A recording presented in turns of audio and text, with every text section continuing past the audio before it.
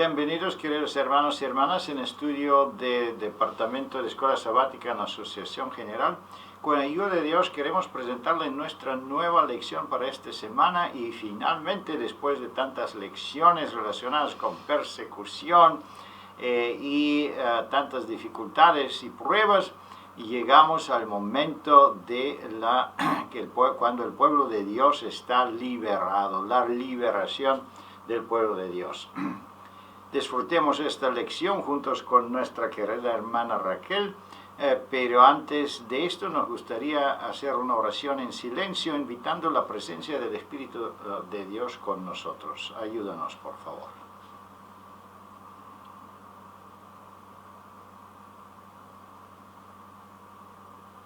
Amén. Vamos a hacer un repaso de la lección, el pueblo de Dios, liberado. Qué alegría para todos ellos que han sufrido, han esperado esta liberación. El decreto de muerte es prácticamente la introducción de la lección y la conexión con la lección pasada, donde estábamos hablando exactamente de las acusaciones injustas que se hacían contra el pueblo de Dios, la persecución en el último tiempo, la terrible angustia que están viviendo prácticamente los hijos de Dios. Y ahora viene el decreto de muerte. Pero pronto sucede algo muy especial, la resurrección especial. Es muy importante que conocemos este tema, no solo nuestros miembros deben conocerlo, también nuestros interesados. ¿Por qué? Porque cuando entramos en el estudio de el número de 144.000, el resultado del sellamiento, entonces necesitamos este conocimiento porque surgen las preguntas: ¿quién son y cómo puede ser que 144.000 todos son vivos y encuentran la segunda venida de Cristo, sin embargo están sellados con el sábado desde año 1844? ¿De qué forma podemos entender esto? Es como, por la resurrección parcial. Vamos a ver Daniel, las profecías, Apocalipsis, todo eso es sumamente importante. Es posible que la lección se sobrecarga con temas diferentes o distintas del tema de la lección, por eso es importante que como profesores no permitimos salirnos mucho del tema y mantenemos la lección. Y es bueno también quizá hacer un otro estudio por la tarde, el sábado, cuando se puede explicar asuntos como es esa resurrección parcial, la primera resurrección, la diferencia de las dos resurrecciones, qué es la segunda resurrección grande, y por qué y quién entran en las dos resurrecciones o las tres resurrecciones. Todo eso son temas que se pueden profundizar en otra oportunidad. El otro subtítulo es la segunda venida de Jesús y la primera resurrección. Seguimos más adelante con el otro subtítulo: transformados y arrebatados para encontrarnos con Jesús. Es un tema glorioso, muy interesante y también importante. Muchas personas se preguntan cómo es posible que nosotros, con esta naturaleza caída, pecaminosa, llena de luchas internas, podemos entrar en el reino del cielo. Aquí están las respuestas en esta escuela sabática. Y el último subtítulo, la iglesia triunfante. Prácticamente estamos hablando de triunfo, el triunfo de la iglesia, cómo la han conseguido. Es importante, todas las partes de la lección son importantes, pero especialmente la parte central, resurrección parcial, el primero resurrección.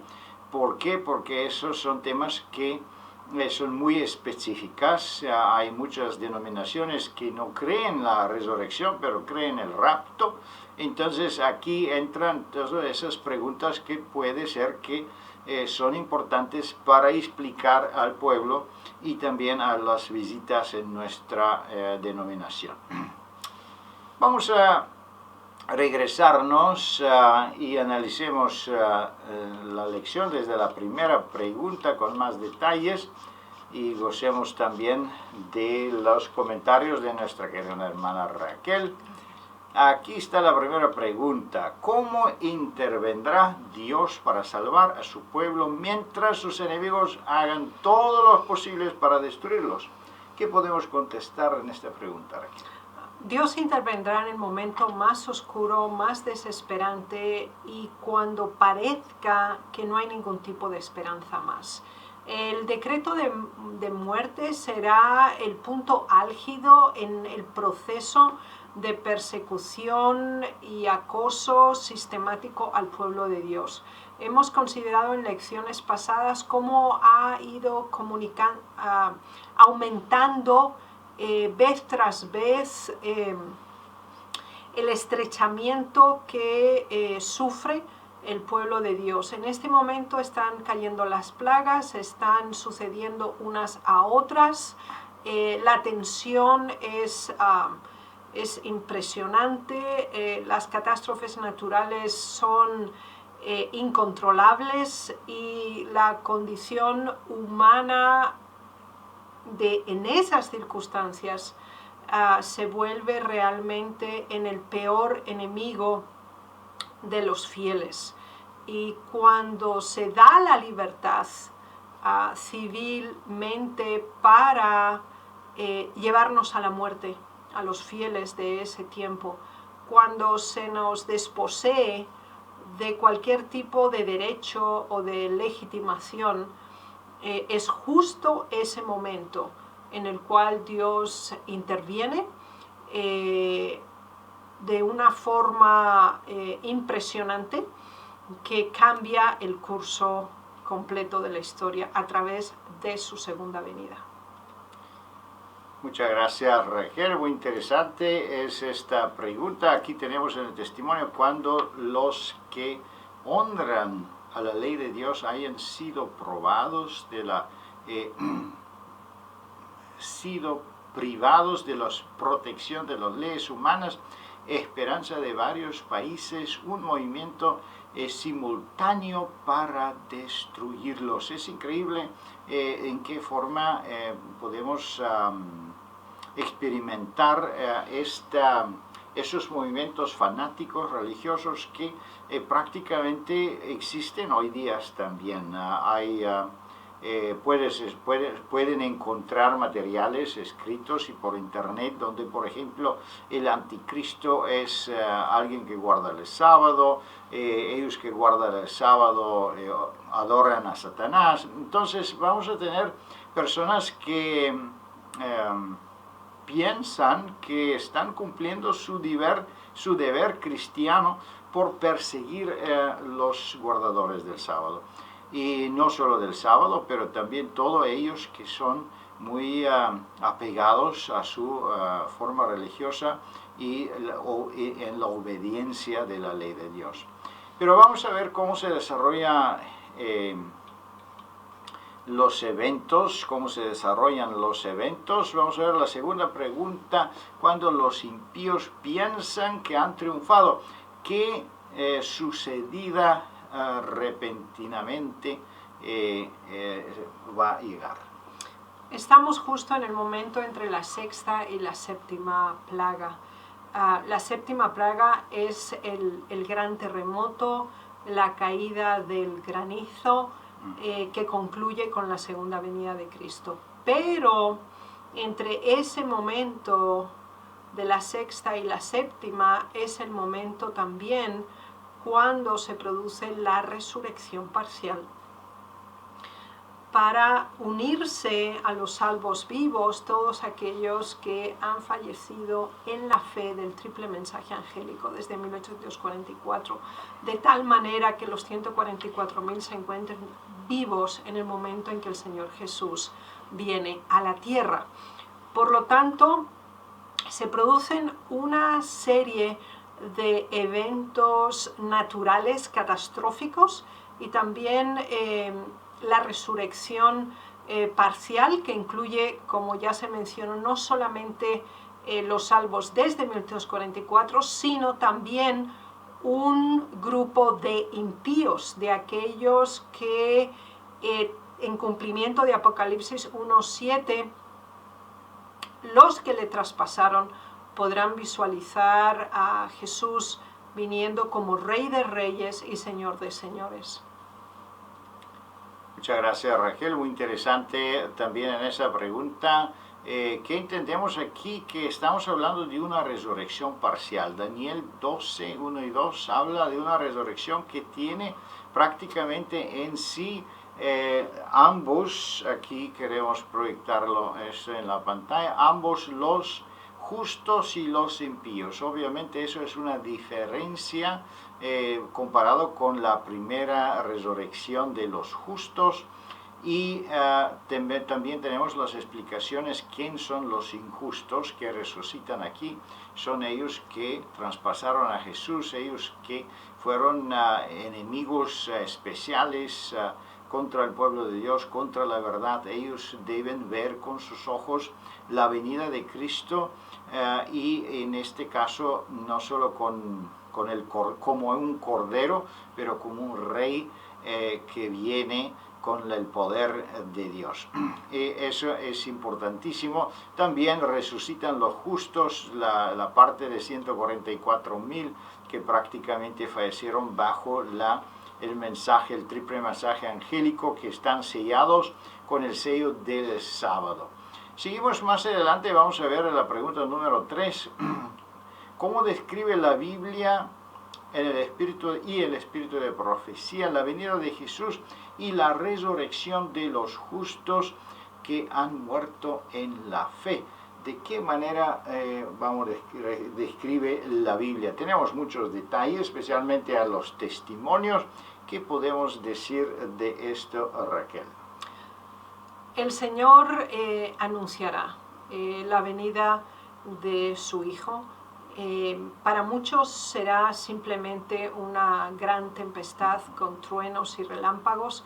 El pueblo de Dios será capaz de descifrar el mensaje y toda la naturaleza convulsionará en ocasión del mayor evento de este planeta, la venida del Señor Jesús en gloria. Además de esa condición específica que será revelada en todo el planeta, el Señor vendrá de una manera totalmente sorpresiva para aquellos que no lo han aceptado y también para aquellos que no le han creído, porque Él vendrá de una manera victoriosa, poderosa, para defender a su pueblo, para salvarlo y redimirlo, pero también para enjuiciar y dar a cada cual el pago de sus acciones. Por lo tanto, tenemos por una parte los fieles vivos, los fieles que resucitan. Posteriormente se da también la resurrección general de los justos desde Adán, en ocasión específica de la segunda venida de Cristo, y en este momento encontramos a Dios como el supremo creador y soberano de este planeta ante todos los pobladores de este mundo. Muchas gracias, Raquel. Interesante es esa pregunta. También dice en otro versículo y en los testimonios que prácticamente cuando Jesús vendrá, lo verá cada ojo, que significa que todo el planeta de una forma milagrosa lo verá, o quizá la tierra seca se hundirá y un mismo lugar como estaba antes.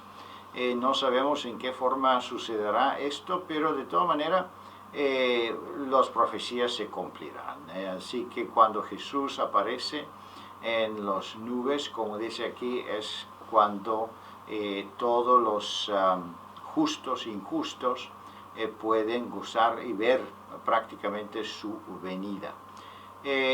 Vamos a ver más adelante la próxima pregunta 4.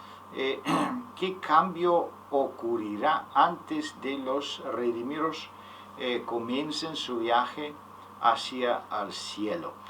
Obviamente no podemos participar en un viaje semejante en esta naturaleza. También si nosotros analizamos nuestra naturaleza, está llena de conflictos internos.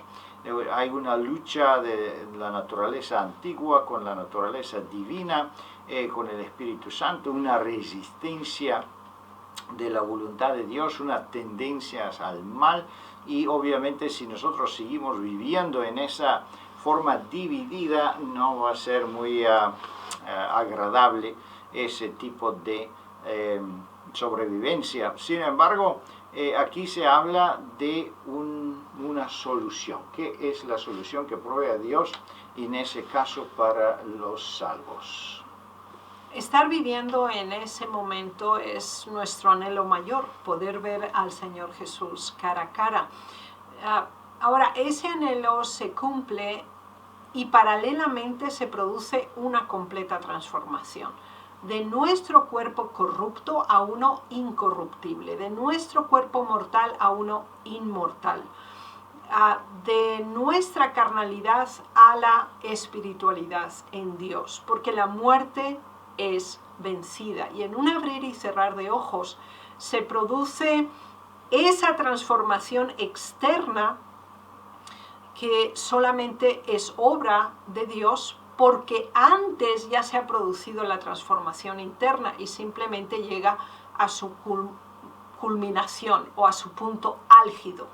Por lo tanto, nos damos cuenta que tanto los que resucitan como los que están vivos deben ser transformados en su naturaleza. De una naturaleza pecadora llegan a tener ahora una naturaleza santa, y de ser mortales llegan a ser inmortales.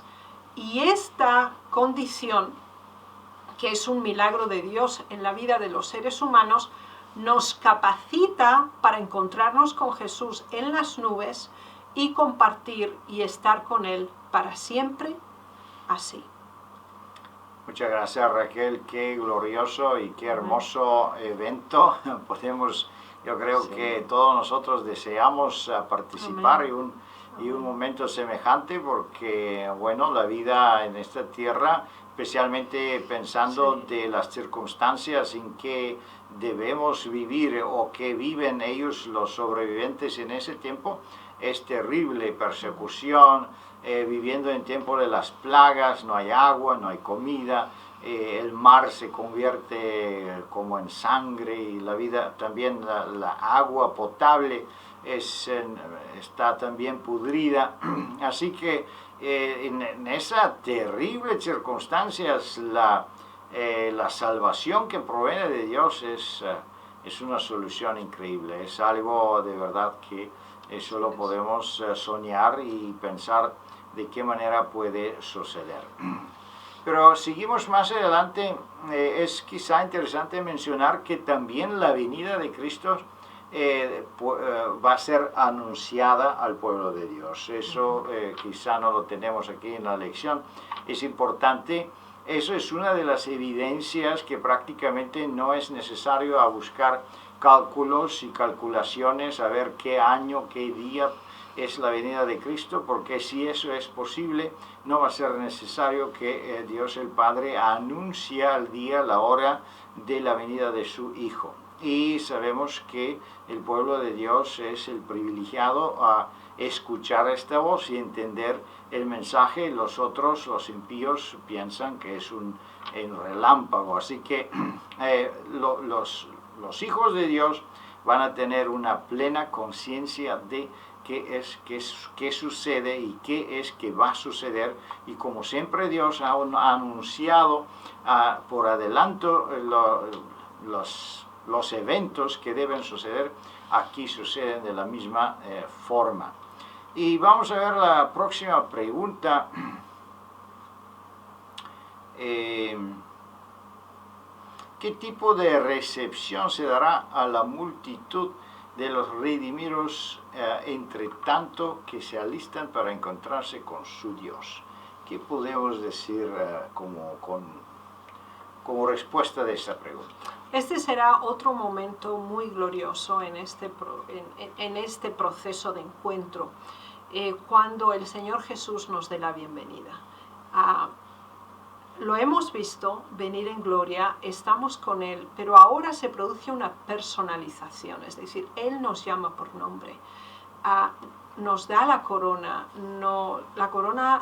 de la salvación, la palmera de la victoria, las túnicas blancas de la justicia, la piedrecita blanca con un nuevo nombre, el arpa para alabar su nombre, el acceso al maná escondido, también poder alcanzar el árbol de la vida y sobre todas las cosas estar para siempre con Jesús. Él nos da la bienvenida, nos extiende su mano, nos reconoce oficialmente ante todo el universo como sus hijos, salvos, redimidos para siempre.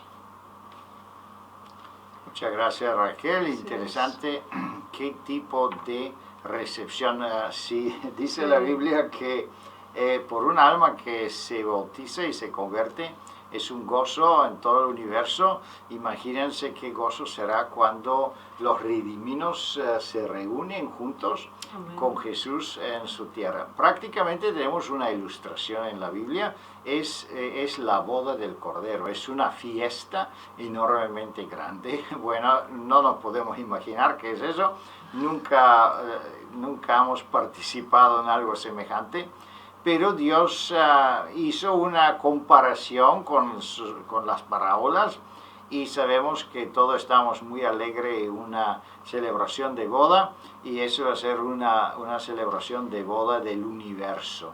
Es increíblemente grande, y también no solo participar como un visitante, pero ser parte de la iglesia de Dios. La iglesia de Dios es la novia de Jesús. Son los salvos, especialmente bajo todas esas circunstancias difíciles, luchando por su fe, empezando con Adán y terminando con los últimos que se salvan.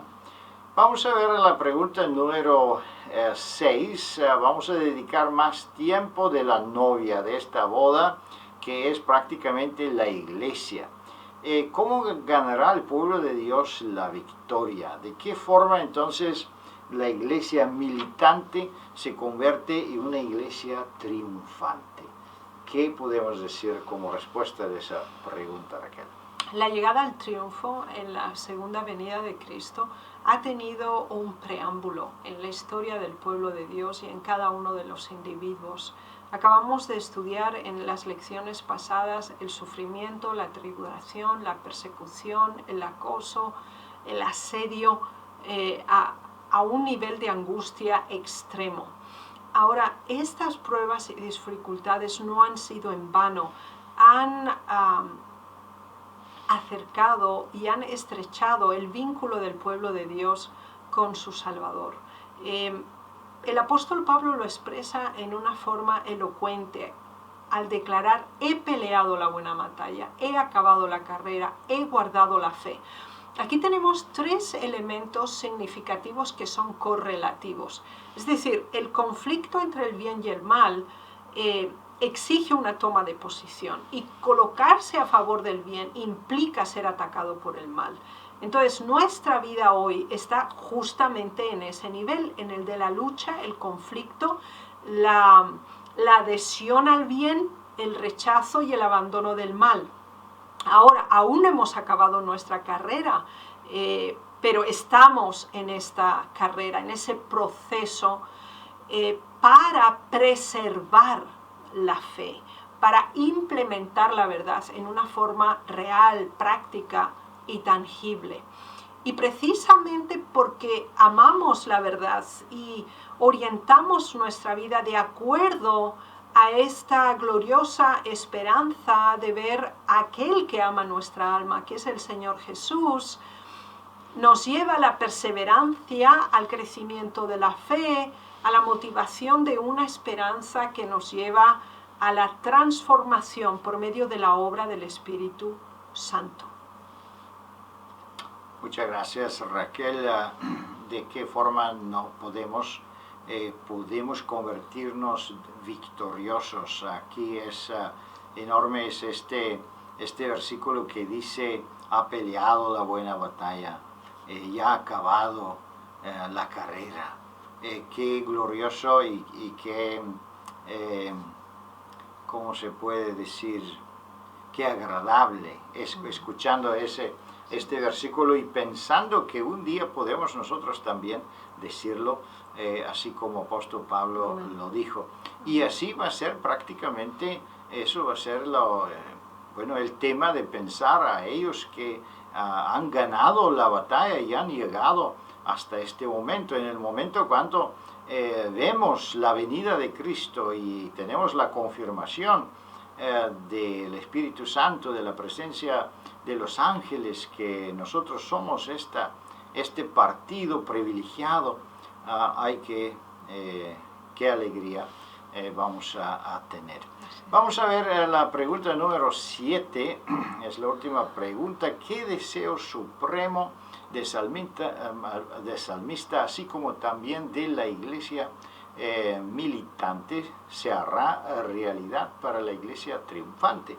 ¿Qué podemos decir? ¿Qué es este anhelo, este deseo profundo del salmista? Yo creo que no solo del salmista, pero de todos los hijos de Dios, empezando con Adán y terminando con el último que va a entrar en el reino del cielo.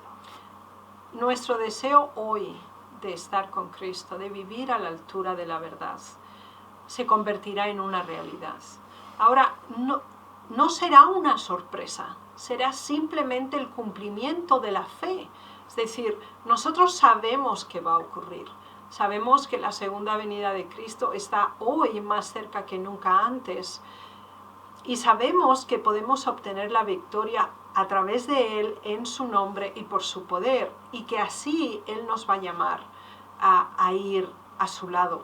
Ahora, cuando hoy tenemos ese deseo que se demuestra en una forma práctica, en nuestro día a día, en la vivencia de la verdad, en el crecimiento espiritual, en la renovación de nuestro ser, en el abandono de todo aquello que está mal y nos separa de Dios, ese amor profundo por el Señor Jesús simplemente será la consumación de esa fe. Pero hoy tenemos que tener ese deseo, esa esperanza, ese anhelo, esa oración, ese máximo objetivo en nuestra vida, para que cuando éste se dé, la victoria será total y absoluta en Cristo. Amén, amén, eso es nuestro deseo. Es interesante también que dice aquí el segundo testimonio, que dice: la obra pronto he de terminar. Los miembros de la iglesia militante que han demostrado ser fieles integrará la iglesia triunfante. Entonces, es cierto que somos la iglesia militante, que significa que hay muchas cosas que todavía no hemos vencido. Estamos en proceso de vencerlo, estamos en la guerra, podemos decir.